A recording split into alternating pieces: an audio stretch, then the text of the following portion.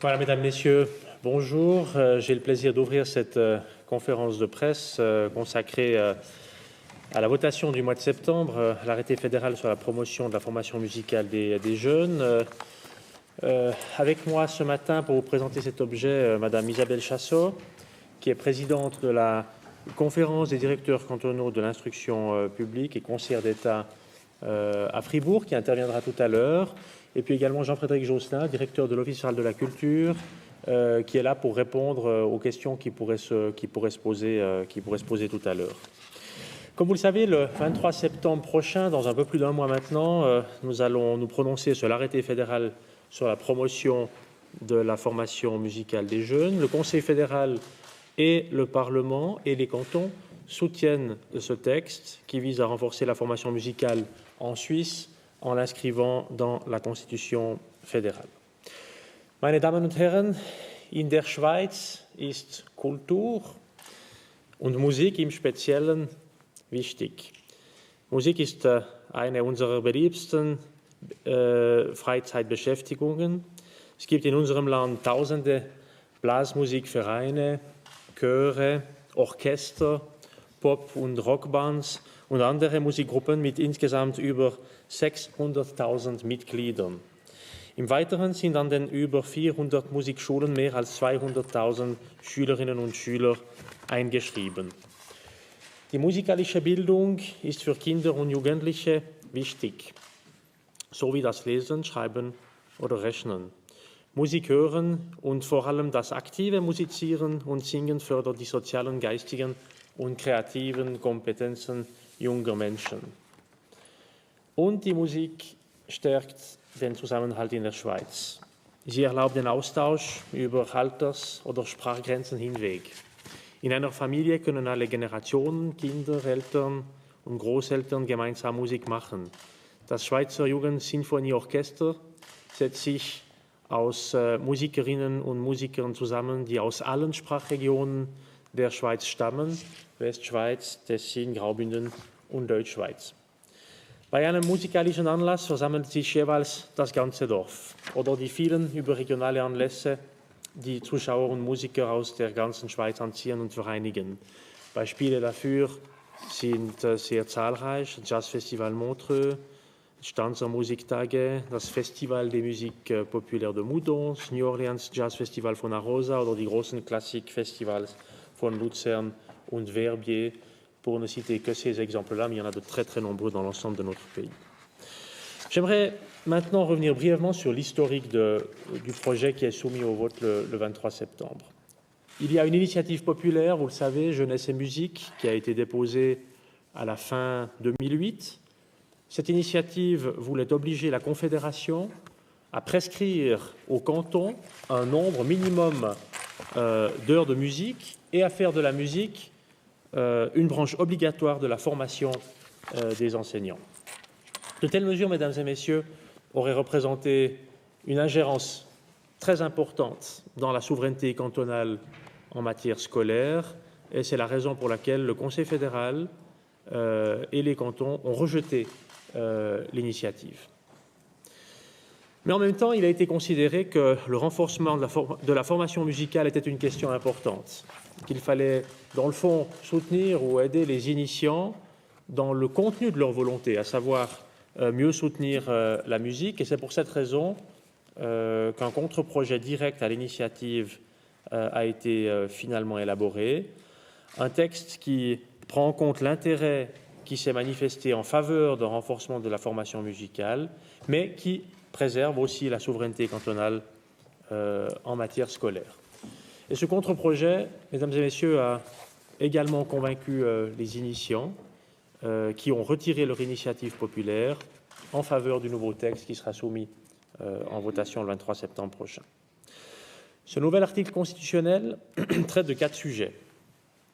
Tout d'abord, il oblige la Confédération et les cantons à promouvoir la formation musicale. Par promotion, évidemment, on parle aussi d'argent et d'allocation d'aide financière. Et avec ce nouvel article, la promotion de la formation musicale s'inscrira désormais dans la Constitution fédérale. Je crois qu'il est important ici de rappeler que, dans le fond, dans la pratique, Aujourd'hui, la Confédération et les cantons soutiennent déjà la formation musicale, notamment en cofinançant des concours de musique cantonaux ou nationaux. Ça, c'est aussi pour le cas de l'action de la Confédération. Deuxièmement, c'est également dans l'article constitutionnel, la Confédération et les cantons, dans le cadre de leurs compétences respectives, vont s'engager en faveur d'un enseignement musical de qualité à l'école. Il y a déjà énormément de choses qui se font dans ce domaine-là. Madame Chassot pourra certainement y revenir tout à l'heure.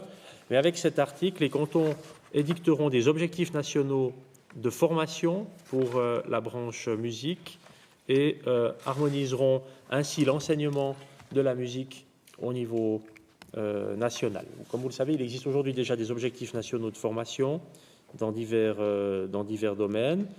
C'est une méthode qui a fait ses preuves, qui facilite notamment aussi le changement de domicile en Suisse. Et ce sont des mesures, surtout, et c'est très important, qui sont compatibles avec le principe de la souveraineté cantonale en matière scolaire. Troisième point, la musique n'est pas seulement l'affaire de l'école.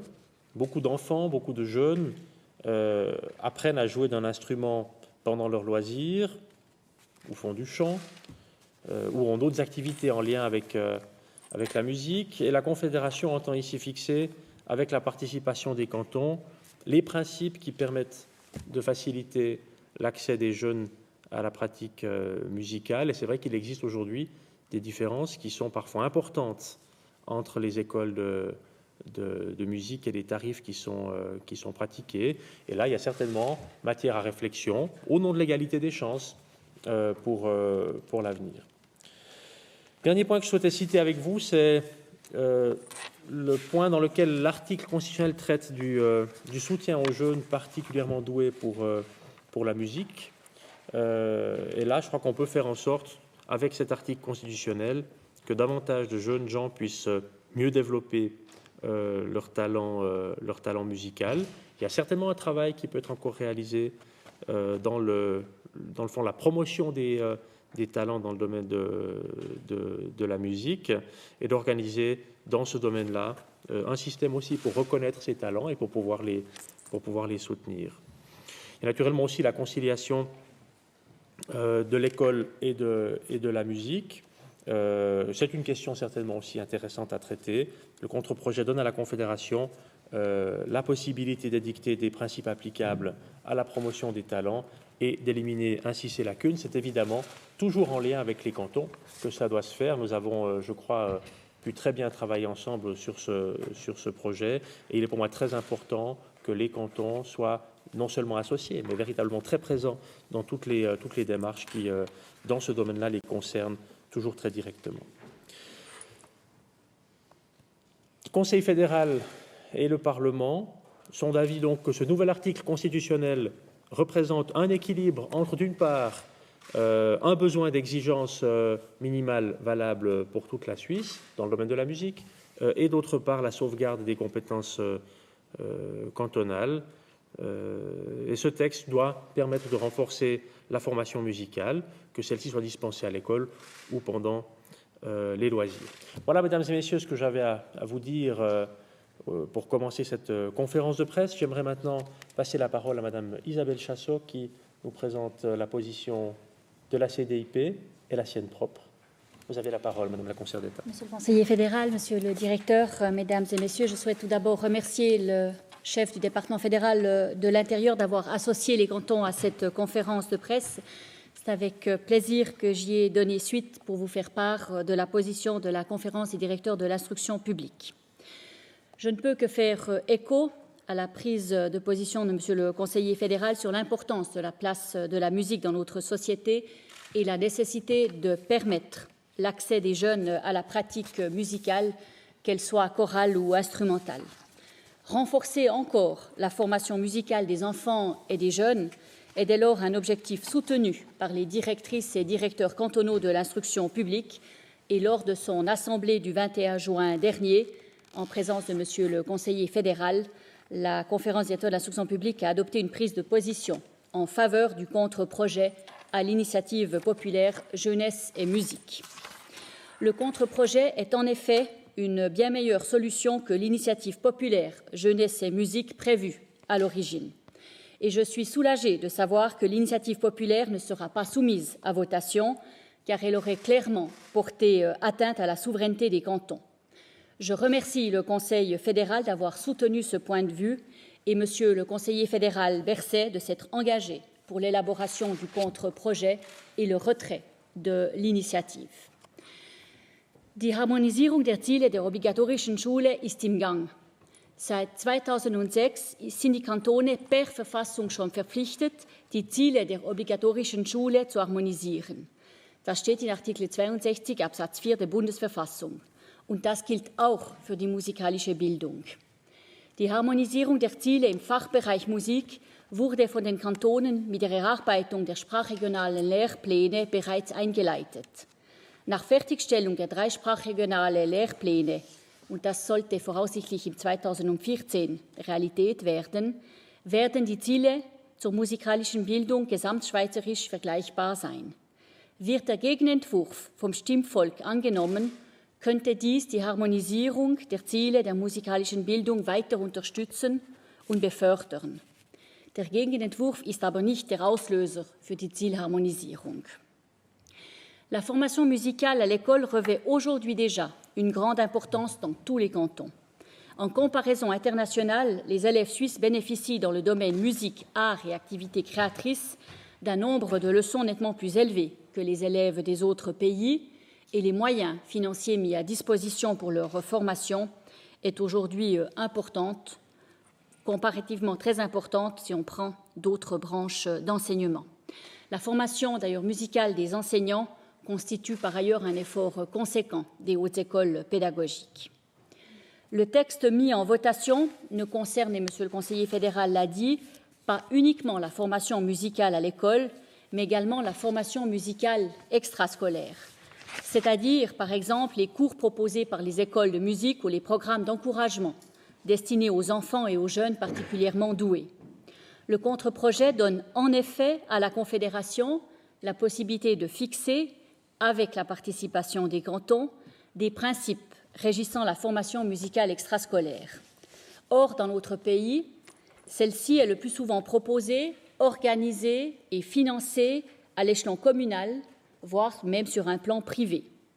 Si le contre-projet est accepté, la Confédération disposera pour cette formation extrascolaire d'une compétence législative limitée aux principes, ce qui signifie qu'il lui sera accordé un droit d'intervention dans un domaine fondé sur une base volontaire, orientée sur la demande, et où jusqu'à présent, elle n'intervenait qu'à titre très subsidiaire. Cela engendrera très certainement de nouveaux coûts. Selon la brochure explicative du Conseil fédéral, ceux-ci ne peuvent encore être chiffrés.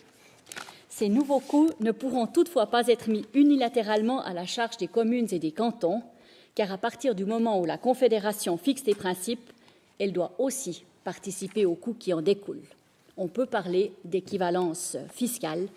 Nous venons d'en faire l'expérience dans le domaine du sport et nous nous réjouissons de la mise en application pour le domaine de la musique. Et cette participation financière supplémentaire, la Confédération, nous l'attendons, devra l'assurer sans pour autant réduire ses contributions dans d'autres domaines de formation. En conclusion, les cantons soutiennent l'article constitutionnel soumis à votation le 23 septembre, mais vous l'avez compris, ils ne le font pas les yeux fermés. Ils ont des attentes à l'égard de la Confédération au sujet de sa mise en œuvre et seront attentifs aux dispositifs législatifs à mettre en place. Vous le constatez, les directeurs et directrices de l'instruction publique ont plus de dièse que de bémol à faire valoir. S'ils ne font pas leur la citation de Paul Carvel selon lequel, et je cite, « la musique mérite d'être la seconde langue obligatoire de toutes les écoles du monde », ils sont cependant persuadés de sa place dans l'enseignement et sont prêts à s'engager à cette fin.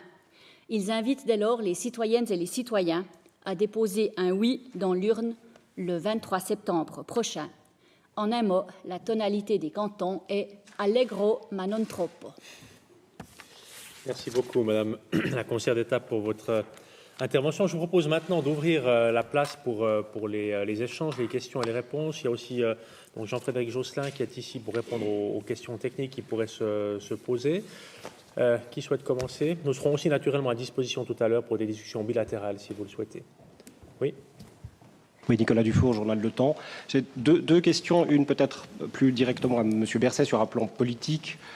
Toute cette démarche par une initiative populaire pour un domaine aussi précis, d'un commentaire un peu politique de votre part, est-ce qu'il ne vous paraît pas qu'il y a là quand même une certaine forme d'abus quelque part des droits populaires d'engager une telle démarche pour un secteur aussi ciblé? Et puis, deuxième petite question, peut-être M. Berset et Mme Chassot, est-ce que vous ne craignez pas néanmoins, malgré l'accord trouvé grâce au contre-projet, un précédent finalement un peu dangereux en matière de fédéralisme, et puis après tout, n'importe quel groupe d'intérêt pourrait faire finalement la même démarche, pour les arts visuels par exemple? Oui, merci pour votre question. Tout d'abord, bon, vous êtes quand même assez fort en parlant d'abus de la démocratie directe avec le droit d'initiative. Vous savez, nous avons chaque année un nombre très important d'initiatives populaires qui sont annoncées, déposées, pour lesquelles une récolte de signatures débute. Nous avons un nombre un peu plus faible, mais quand même assez important d'initiatives populaires qui aboutissent chaque année. Elles sont toutes de niveau constitutionnel, parce que c'est la seule possibilité qui existe. Il y a eu ce débat sur les initiatives législatives, mais vous savez que cela a été finalement, ça a abouti, puis ça a été retiré. Et puis nous avons ensuite toute une série d'initiatives qui permettent ou qui ont comme objectif de mettre au cœur du débat politique des objets soutenus par l'un ou l'autre ou plusieurs groupes d'intérêt. Donc d'abord, je crois qu'il y a une pleine légitimité pour chaque groupe à vouloir, s'il parvient à récolter les signatures nécessaires, qu'un débat s'engage sur l'un ou l'autre sujet. Dans ce domaine-là, il ne faut pas se le cacher. Vous vous souvenez qu'au départ, le Conseil fédéral avait proposé le rejet de l'initiative sans contre-projet. Et vous vous souvenez qu'en mars, je n'ai plus la date exacte, mais enfin au début de cette année, le Conseil fédéral a modifié sa position sur ce point et a soutenu l'idée d'un contre-projet direct. C'était évidemment pas sans aucun lien avec le fait que le Conseil national ait approuvé l'initiative, ni plus ni moins. La Chambre du peuple a dit il faut prendre l'initiative telle qu'elle et il faut l'inscrire dans la Constitution. Là, quand même, ça fait un peu réfléchir, parce qu'il faut après imaginer qu'avec le soutien du Conseil national, peut-être qu'il n'y aurait pas eu le soutien du Conseil des États, mais on ne sait pas comment ça aurait pu se poursuivre. Imaginez ensuite le débat populaire et la décision. Je crois que le rôle des autorités dans un cadre comme celui-là, et ça a été d'ailleurs la base de la réflexion aussi menée avec les cantons, c'est de se dire comment est-ce qu'on peut faire. Il y a manifestement un souhait dans le pays, y compris au Conseil national, avec une majorité assez claire, de voir quelque chose se faire dans le domaine de la formation musicale sur le plan constitutionnel. Est-ce qu'il existe le moyen de le faire de manière à respecter les institutions, et notamment la répartition des compétences entre cantons et la Confédération? La réponse était oui. C'était le contre-projet direct, et donc à partir de là, je crois que ce contre-projet direct permettait à la fois de soutenir la volonté profonde des initiants, enfin du moins je l'espère, mais sans contrevenir ou sans toucher à la répartition des compétences que nous avons dans le fédéralisme et qui, en matière scolaire, est particulièrement fine et importante. Est-ce qu'on peut craindre des abus, pour reprendre votre expression? Écoutez, il faudrait pour cela encore définir comme abus l'utilisation de la volonté populaire pour faire avancer un objet politique. Et je ne crois pas qu'on puisse considérer cela comme un abus. C'est dans le fond un débat qui se passe, et ensuite une décision qui est prise selon des règles qui sont connues, qui sont d'ailleurs les mêmes depuis très longtemps, et qui nous permettent effectivement d'avoir des groupes de citoyens, de la population, qui portent le débat loin dans les institutions politiques sur un sujet qui leur tient à cœur. Ça fait partie de nos institutions, et je crois que, et cet exemple-ci, on a la démonstration. On arrive avec ça à bien fonctionner, à trouver des solutions qui soient équilibrées. Est-ce que c'est un précédent, un dangereux précédent maintenant ?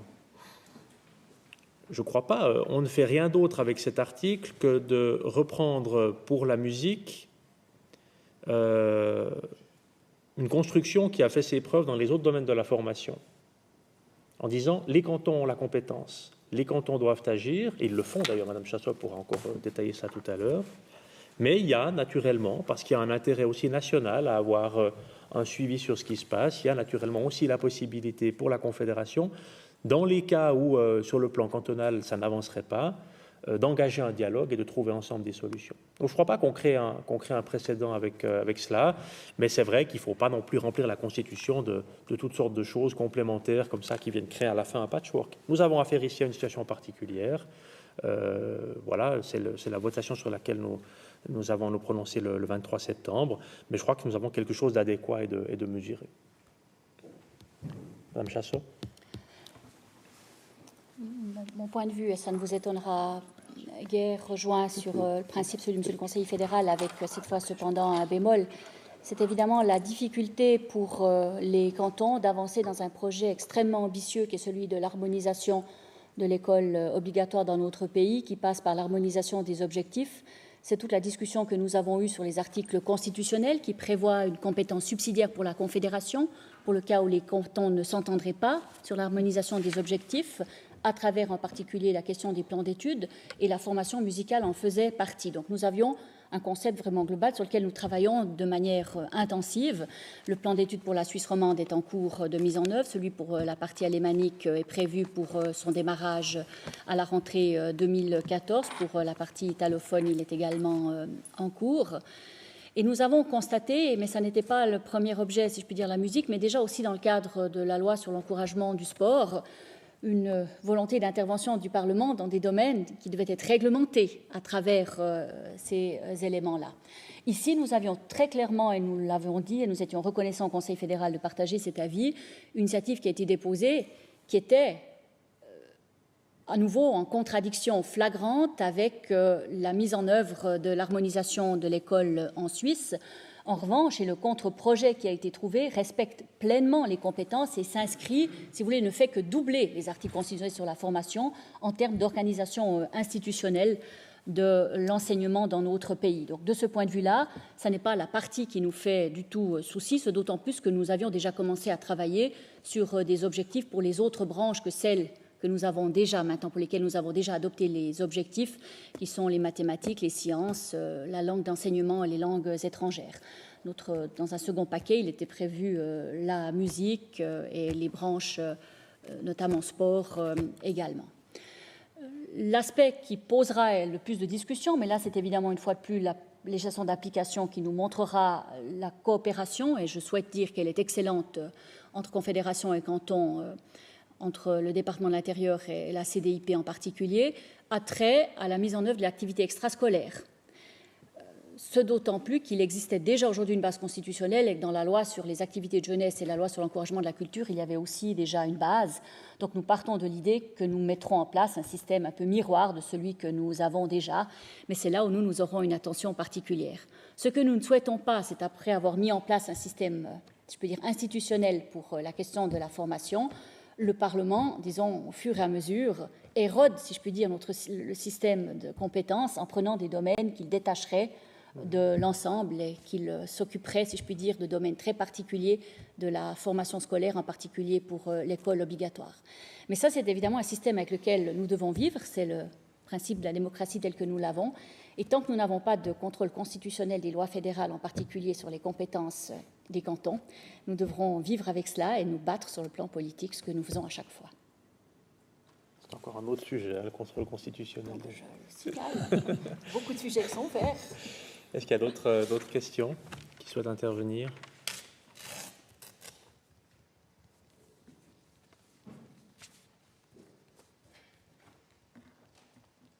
Ce n'est pas le cas.